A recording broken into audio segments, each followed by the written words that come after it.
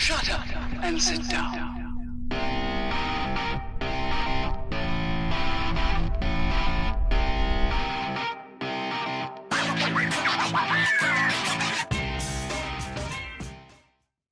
Greetings, fellow Earth travelers. Obelix here. Today, I want to talk to you about the Joshua & Sons Tracer. How y'all doing? So, here's the presentation. Nice gray box with a nice orange stripe here. That does lead towards something on the inside, so nice choice on their part. It is squishy on the top, which just, I don't know, gives it a feeling above its means, you know what I mean? It's not just a box, it's a squishy box, and that just makes you feel better about it, at least on the top anyway. Now the sides are not, they're hard. It is this kind of fake leather feel all the way around, even on the bottom down here. So not a bad presentation. Let's take a look.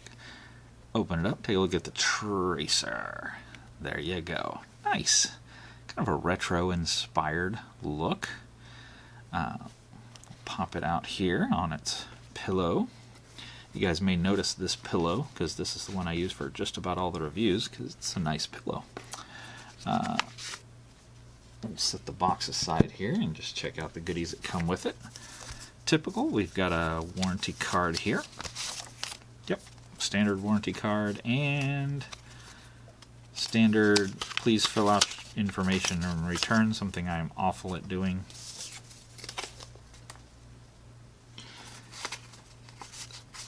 So we have a, wow, they really want your information because they give you an envelope with an address on it. Like, please, please send us your information. Kind of begging. And a dirty table. Get off there. And an instruction manual. I assume this is pretty basic blah-de-blah. It is. Very basic blah-de-blah. Tiny sad little picture. And let's get to the star of the show. The Joshua & Sons Tracer. Now this is model JX117OR. So this does come in, I believe, 4 color variations. Orange, of course, being one of them. Then there's a blue, gold and white, with a gold, side with a white face. And then red. Where this one's orange, it would be red. So the blue is, I believe, a black case. Man, words are not coming out of my mouth today.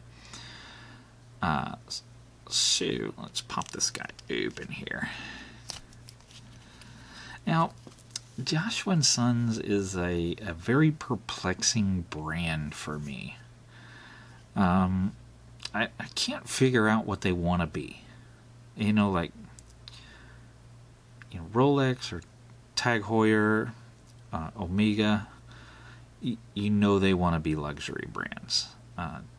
Timex and Seiko and Citizen, they want to be quality, mid-tier brands that, just truck on forever. I can't figure out Joshua & Sons, guys. They're an enigma to me. Because some of the things they do really, really well. And some of the things they do are just not really, really well. And it's really confusing. We'll kind of walk through some of those as we go through this watch. Now, I actually own a lot of Joshua & Sons watches, okay? Before I really got into watches, when I first really started liking them, I gravitated to this brand. They have a lot of neat styles that I like a lot. So you're going to see a bunch of them show up on this channel. But I will tell you, it's, I don't think they want to be a budget brand, but they are a budget brand. They want to hit above their weight class, and in some ways they do that very well. But the reality is they are a budget brand, and that's just the facts of life, which makes them very affordable watches for everyone. So, you can pick one of these up very inexpensively, and it is a sharp-looking watch. At a distance, this sucker turns heads, no doubt about it. The square shape, that bright orange, but just a pop of it, really does turn heads. This, very nice looking band, kind of almost antiqued leather. Even though it's not, you can tell it's brand new. It's just, kind of has that older look to it. This old retro styling, it definitely is a head turner. Now it does have a date complication at the 6 o'clock. I like how they also show the preceding and succeeding date as well as today's date. A little dirt on there. Only the 12 is marked, and then you have lines at, of course, the 3, the 6, and the 9, and a small branding, right up at the top. You do have indices all the way around. They're just painted on. The 12, the line at the 3, the 6, and the 9 are applied or raised above the face. I don't know why words are just struggling coming out of my mouth today. It's pretty horrible. So taking a look at the back, it is shiny, obviously, and you can see it's a 117. And then, of course, Joshua and Sons. Nothing to write home about, but they did try to put a little styling on it. You can see on the brand, it is a banded brand, Joshua and Sons, and it is genuine leather, and I have no doubt about that. It feels of genuine leather. It smells of genuine leather. Some brands, it's a little sketch. Even when they say genuine leather, you're like, I don't believe that. But I have no problem believing this is, in fact, genuine leather. Now, I will tell you, it is marked a 30, right there, which is an oddball size. And man, I already got this dirty. I even washed my hands before I did this review. So it is marked a 30, but look at these lugs, guys. They're not normal. They're everything but. They're outside with a central captor and their screw in from the sides over here. Both the top and bottom are that way. I do not think you're going to have a lot of luck finding a replacement band for this guy. So once this band wears out, if you can't get one from Joshua & Sons, you're just kind of hosed. But for the price point you're going to pay for this watch, who cares? We'll talk about that in a minute. It is a branded crown, which is very unusual at this price point. And a branded buckle, also very unusual at this price point. I said they're an enigma because they do things that you don't expect. They punch above their weight class. They do things that you would find at a higher weight class, but at a lower price point. But then some things they do just, actually kind of punch below their level. It's really confusing. So you do have a leather keepers, twin leather keepers. One is floating.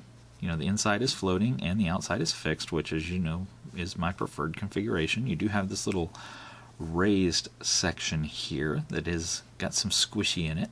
It is a very comfortable band, guys. I'm not a huge fan of tapered bands like this, where it starts out thick up here and then tapers down. Generally those kind of bug me, but this one really isn't bad, and it does definitely add to that retro style. I wish it was more of a traditional lug connection, so you could replace it, with a NATO strap or a mesh or whatever you want to replace it with. You're not going to be able to do that with this guy. Now, let me point out some areas where they kind of fall short. Definitely quality control is an issue for Joshua & Sons. Their quality control is lax, to say the least. And you see that across all of their watches. And I have quite a few, as I stated. You will find it across every single one of their watches, and I will review every one of them that I own, and I will show you the quality control issues. Now, for the price point, should it stop you? Well, the price point they want you to buy this watch for, yes, it should absolutely stop you, and you should say heck no and run away screaming. But the price point that you can actually buy this for, no, it shouldn't stop you. You should say, you know what? That's a decent looking watch and I can deal with a little bit of imperfections. So, for example, look right there. See that? It's almost like like a dent in the middle. Now, I didn't put that there. It came this way, out of the box, brand spanking new. And, you know, I thought about sending it back, but I'm like, I just couldn't be bothered, you know, for that price point. And we'll talk about the price point here in a minute. If you look back here on, you know, where the lug is, it's very rough. Even the metal is rough right there. It's like it wasn't filed correctly, it wasn't done correctly, or they just, you know, they ran it over a little too long, something like that. And you have the exact same thing on the other side. You know, it's actually almost sharp. But, you know, again, for the price point, what you gonna do? Now, we'll say this leather band, too. This side is becoming a problem. This side is holding true. You'll see no play and no separation here or here. You know, if I wiggle it around, no separation, no play. It looks good. But when we come over to this side, you're going to see how it separates? You know, this little bottom piece separates from the top piece against the lug there. That's going to be a problem soon. And then again, it does it on this side too. Look at that. It's going to cause issues. See that separation? Especially down here at the bottom, but you also see it up at the top up here. Hopefully that's showing up on the camera. That means this is weak, and this is gonna break sooner rather than later. This side's gonna break definitely before this side does. You know, I have put this through some wear. Obviously, I don't review a watch without wearing it, so you know, it is definitely getting some wear time, and that has of course led to that. But again, it's not a band you can replace easily, so you're kind of stuck. But again, price points. See what I mean? Enigma. It hurts your brain thinking about this watch brand and how it works. So I keep talking about the price points. Let me tell you what they are so that you guys know where I'm coming from when I'm talking about this. Joshua & Sons right now on their website wants to sell you this watch for $359. And you'd be a moron to buy this watch for $359 with the quality control issues it has. For that much money, you should get a really nice watch, and you should hold to higher quality standards than is in this watch. Just, that's the straight honest facts. Now, I obviously did not pay $395. Sorry, $395. I didn't pay that for this watch. You know, I bought this watch on Amazon for $34.50. That is one heck of a discount, guys. And for that price, I'll put up with a few quality control issues. That's what I'm saying. You know, the band falls apart, which it's kind of starting to do. So be it. Who cares? $34.50, I'll buy a new watch. You know, it's not even worth shipping to go buy another band. Just buy another watch. Call it done. Yeah, I mean, I bought it for $34.50. Right now they're selling, I believe, for $44.99. So they have gone up a little bit on Amazon. And you can get them in the alternative colors if you don't like the orange. I think the orange looks great. That silver with the orange and this brown band look fantastic together in my eyeballs.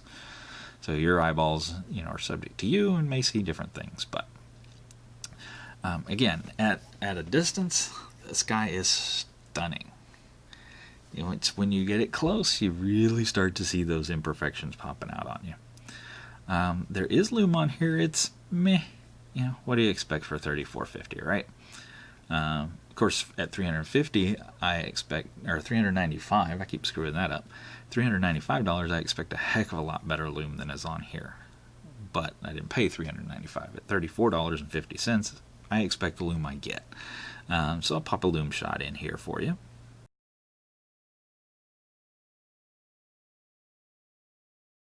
There we go. Now let's pop this guy on the wrist for you. Now, wrist check of today. I am wearing a Jor Gray. This is model 8300, if I remember correctly, so 8300. Not bad. It's got its ups and downs. It's definitely, I mean, it's a definite mid-tier watch. It's got a price tag to it, no doubt, but it has some ups and downs. But we'll get a review of that here shortly. Let's pop the Jor Gray off and get the Joshua & Sons on. I'll put it your way first. There we go. So you can take a look at it where it's face up to you. So it's not a big watch. It's not huge on the wrist. Has a good look to it. Now let me turn it over and pop it my way where I would normally be wearing it. And again, the leather feels nice on your wrist. You know, the failing band up here really hasn't started to bother me yet, you know, from a feeling perspective, but it's going to keep getting looser and start popping off, and that's going to become annoying. But there you go, on the wrist. It's good looking. I mean, full range of motion, no problems there. It doesn't, you know, fill the wrist this direction, so no problems there. Buckle rest where it should. Just a good looking piece. Unfortunately, you can start to see right here those imperfections, which is why they're problematic, because they do show in the normal wear configuration. You can see this one on this side as well. If it was completely hidden in the wear configuration, then that wouldn't be a problem. And of course that dent that I showed you there is just bleh. Nobody likes that, but again, at a distance you won't even notice. But that's a quality control issue, guys. That's something Joshua & Sons should have taken care of before it even left the factory, and they didn't. So shame on them. It is a stainless steel buckle, so that should hold up. Unfortunately, we've already talked about the leather's not going to. Let's take a look at the weight of this guy. It's not super heavy. So we're looking at 2.6, so definitely not heavy at all. So if you like lighter watches and these retro styles, then that's right up your alley. Let's pull out the old calipers, take a look at sizing of this guy. That's going to be a little wider this way because of the square nature of it. If we go edge to edge, now it does have a crown protector, so it is a little hard to actually get a straight edge reading. We're looking at about a 45. And if we go across the crown, probably, yep, 46, almost 47. And then, of course, lug to lug. If I can do this with one hand. Maybe not. There we go. And boom. Oop, nope, that's not sitting straight. Not sitting straight. There we go. I can't even read that. What is it? 48.9? I don't know. Thickness is not very thick. We're looking at 13, so definitely not a thick watch. We've seen thicker. I've got thicker on the table. It is thicker than that Jor Gray I pulled off, though. That guy's pretty thin. But so, yeah, it really perplexes me, this guy. I don't know what to think about it. On one hand, I really like it, and on the other hand, it's got its share of flaws. And you know, again, I can't figure out where Joshua & Sons wants to be as a company. You know, nice brushed finish around the side here when it's consistent, but then there's places like here where it's not consistent. You know, again, a quality control issue. You know, that should have been addressed at the factory before it ever left the factory. You know, nice polished right here. And actually that, you know, the polished here and the polished inside are, you know, really good quality. The buckle, stainless steel buckle's great quality. I mean, this sucker's solid. You know, looks good. There's no flex. It's not going to go anywhere anytime soon. I really struggle to figure this company out, guys. Now, guys, I scoured Joshua & Sons' website looking for additional information on this particular watch, like steel type, crystal mineral type, and they're just not. There's really not much there. So again, you know my policy on that. If you don't list it, you didn't spend any money on it. So this is not going to be a great steal. If it is, if it was a 316L, they were going to write that on the site. They didn't, so you can assume it's not. Assume it is kind of bottom of the barrel steel. They didn't list what this was. It's not plastic, I can tell you that, but it ain't much more than maybe mineral glass, if anything. No coatings or anything that I can tell. So pretty simplistic stuff. For $34.50, you're not going to get amazing materials. Let's put it fair. I think the best you get is probably the genuine leather band that is kind of falling apart over here. You can actually see this lug. See how it's drifting behind there, behind the band? It should not be able to do that. Hopefully that's showing up on camera. This side does not do that, but this side most definitely does. That is an issue. At least I'm really, that is going to be a big problem down the road. But again, they don't list the steel. They don't list the crystal. It just is what it is. Now, on the website, they do list that it's an ISA, Swiss Quartz Movement.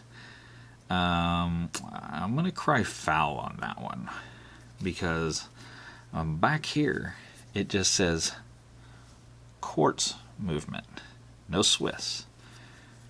And you can always tell Swiss stuff if you look right down here at the 6 o'clock.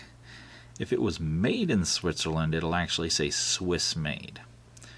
But if it was Swiss materials that were made somewhere else, like Canada or wherever, it can say like Swiss movement, but it can't say Swiss made. This doesn't say Swiss made, nor does it say Swiss movement. So I cry foul. I am pretty sure this is not a Swiss movement. I am pretty sure this is cheapo Chinese-o movement. Could be wrong, or maybe they've updated the line. I did buy this some time ago. I actually bought this back in February of this year, of 2018. So, it has been a little bit of time. Perhaps they've updated, and maybe now they're using Swiss movement where they weren't before. But this, I can guarantee you, this is not Swiss under any circumstance. Because if you pay for Swiss movement, and you do pay for it, you're gonna write it on there again, because that's a selling point, and you don't want to sell a Swiss movement and not say it's a Swiss movement, because you're not going to get as much money for it. And they want money, obviously, or they wouldn't be trying to hawk it for $395. So there you go on that. Take it for what it's worth. All in all, I do like it. I have, again, bought many of their watches. The styling is hard to beat. They definitely draw their inspiration from other companies. They definitely don't have a lot of their own personal inspiration, to be honest with you. But I can deal with that, especially at the price point that I'm paying. So, is it a Hall of Famer? No. No, it's not. It's just a nice watch to pull out and throw on every now and then. When I want to do something a little retro, a little different. You guys know I love my orange, so when I feel like rocking a little orange, but just a little pop of it, but I want this kind of nice traditional looking band, little, not traditional in the sense of connection, but kind of that, that traditional brown color, wear to the office type thing. This is a watch I would wear to the office, out casually. It's nothing I would wear elegantly, but it is something I would definitely wear casually, just around town, weekends, weekdays, to the office, after hours, because it does have some lume, nothing fantastic, but a little bit. But yeah, it's a good all-arounder, especially again at this price point. It's hard to beat at that price point that you can actually find it for. So that's the Joshua & Sons Tracer, JX117OR. The OR is the orange part. It's a model JX117, and then they just changed the last two characters for whatever color you ended up with. So OR is silver and orange. But I do think that's all the time I got for today, guys. I sure do appreciate y'all coming to hang out with me, taking a look at this Tracer. And until next time, you guys get out there and make some noise. We'll see you.